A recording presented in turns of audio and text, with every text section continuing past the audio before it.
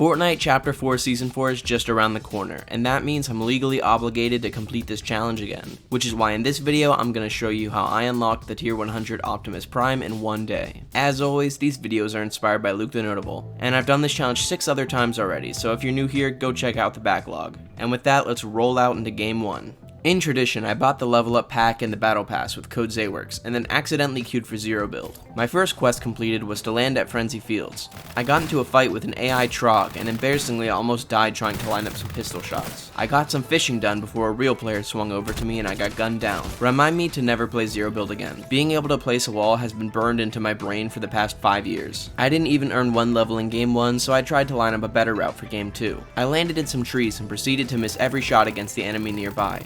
I did end up getting the kill after I picked up a shotgun. After hitting some weak points, I went on the vine rail to collect my first set of level up tokens that were nearby. I probably would have been able to complete this season faster if they didn't limit the amount of weekly quests you have. Each week there's basically 7 challenges. However, the first 6 are split into 2-part quests that you have to finish the first half before you unlock the second. Then after you complete 5 of them, the final challenge unlocks, which does at least grant an entire level. Later on, I found and returned a relic to Trace for a secret challenge and made my way over to Sloan. That was until I came back to my Achilles heel of trying to line up good pistol shots, so I got beamed, but escaped while invisible. Actually, most of this game was spent running away invisible. You'd think not playing on this account for a full season would give you a couple bot lobbies, but I was instantly thrown into some pretty difficult skill-based matchmaking, and it stayed like that. This Singularity skin was chasing me for a while. Their AI friend was literally cheating, shooting me behind a rock and even while invisible. In the final few zones, I just started throwing hammers into builds to see if I could get some damage, and even ended up getting my revenge on the Singularity. I did a nasty combo on this player, getting it down to a 1v1, but unfortunately the last guy was a TTV tryhard, so I didn't stand a chance.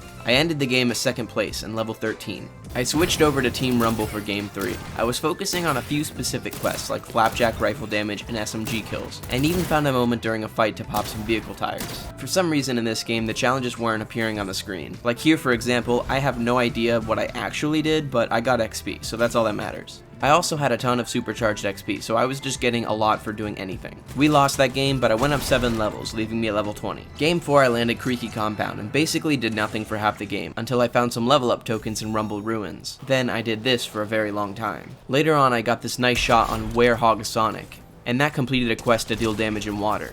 Then I liberated fish from coolers before promptly devouring them. For the rest of the game, I was basically running around trying to get pistol damage, because for some reason there's like 3 challenges for that. We won that game, not that it matters, it's Team Rumble.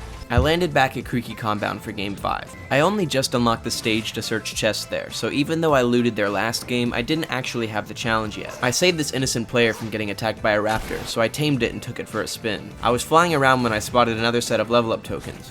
I completed a set of 7, but then I found the last set deep in the storm, but died before I was able to collect them all. I did get the game-winning kill, so that was at least satisfying. After that game, I loaded back into the lobby at level 47. In Game 6, I landed Shady Stilts to collect the last few level up tokens. But just as I was going for the very last one, I died in the storm, and it was way too deep to get back there, which was really annoying. I was desperately running around the entire rest of the game looking for 3 vehicles to drive, but there were only 2 in the entire storm circle, so I ended the game at level 50, only thanks to those level up tokens I got at the start. Skipping past landing in Game 7, my inventory was specifically built for challenges. This game went much better than the previous. Here, I was able to finish a vending machine challenge as well as the vehicle one from last game. I've been really going hard after the scoped weapon damage challenge because for some reason it just took a really long time. This game did lead me to discover a helpful trick. Some challenges require you to land somewhere and reach top 20, but landing there in Team Rumble will always finish the challenge by the time the game ends. With that knowledge in mind, in Game 8 I landed at a Ruins to complete a top 20 quest. Then, to make up for what happened in Game 6, I went back to grab that last level up token. There was a challenge to eliminate 3 raptors with a sharp-toothed shotgun, and I remember that being a pain to do on my main account. So I swung around trying to find even one single raptor, but I wasn't able to find one. So I just gave up and went back to fighting. I had to get covered in mud and hit people with the thermal diamant, and I just wanted to ask if anyone else hates this gun. For the rest of the game, I just continued to get pistol damage. Once it was done, I was level 59. Not bad. Game 9, I had to land back at Frenzy Field to open some chests. While swinging my way over to a ruin to solve its puzzle, I finally finished a challenge to travel northeast. Most of the challenges this season were damage related, which makes it not the most entertaining to talk about. I still earned about 6 levels, leaving me at level 65. I went back into solos for Game 10. Epic doesn't want me to have too much fun and get all the challenges done easily, so they made it where NPCs don't spawn in Team Rumble, and there's quite a few challenges relating to hiring NPCs or talking to them, like the Snapshot quests. I had to land at a random camp area in order to get some papers for Aura. Later on, I tried to throw wasps at a player, but got interrupted by someone who was much better, so I skedaddled. I ran into 2 bots fighting just outside the jungle, so I tried to lure the other bot towards me in order to damage it with a plant. At first I thought I messed up, but it's a bot, so it just ran through the stink cloud. As it would turn out, I'm also a bot because I forgot I wasn't in Team Rumble anymore and jumped off a cliff. I'm working on my Snapshot quests in Game 11 still. Dr. Sloan had me travel into this maze and steal something. Not a lot happened in this game though, so let's go to Game number 12. I landed Breakwater Bay, and I went back in Game 13. After hiring the NPC and going invisible while capturing the point, I went to see Triggerfish in order to progress the challenge. For some reason, when I admired the Coral Buddy, it progressed my Aura challenge. My only thought is that since the Coral Buddy and the Petroglyphs are both interactables, getting the Coral Buddy incremented my progress. I'm not kidding though, this game was so busy with me running around doing Snapshot quests. I had to turn into Aurelia and make it back to Aura, which marked that questline completed, leaving me with just the Triggerfish and Sloan. Next I knew it, the game was down to the final 2, and unfortunately I lost again.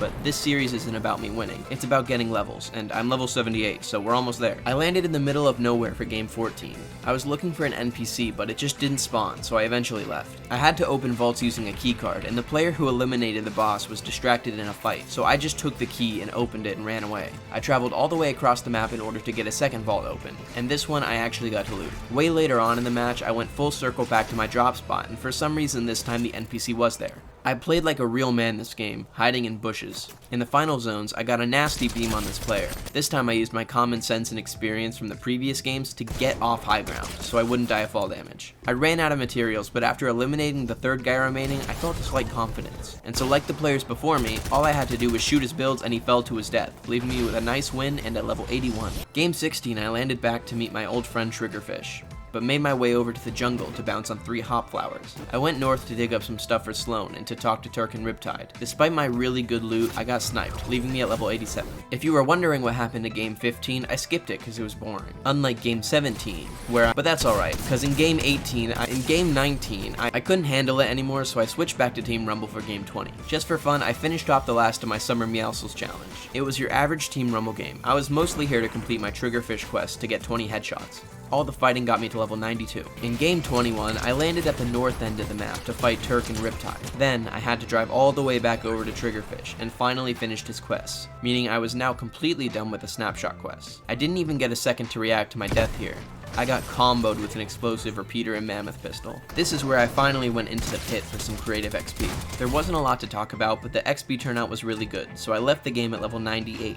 Finally was Game 22. I only had 2 quests left that were completable in Team Rumble, to damage players with wasps and to reveal players. I decided to re-roll until I got the augment that marked enemies with rifle shots. The wasp challenge by itself gave me an entire level for completion, so all I had to do now was shoot at the enemy team with my explosive rifle. After finally marking the final player, I died, but not without finally reaching level 100.